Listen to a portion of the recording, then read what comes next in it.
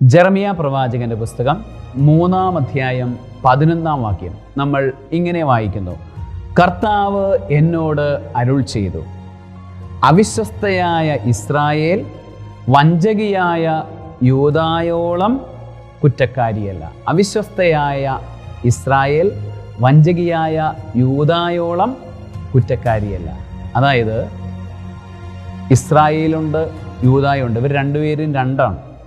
ഇവർ രണ്ടുപേരും പാപം ചെയ്തു. ഒരാൾ ചെയ്ത പാപം വഞ്ചനയാണെങ്കിൽ മറ്റേയാൾ ചെയ്ത പാപം അവിശ്വസ്തതയാണ്. ഇതിൽ ഏതാണ് ഗ്രേഡ് കൂടിയ പാപം എന്ന് വചനം പഠിപ്പിച്ചു തരികയാണ്.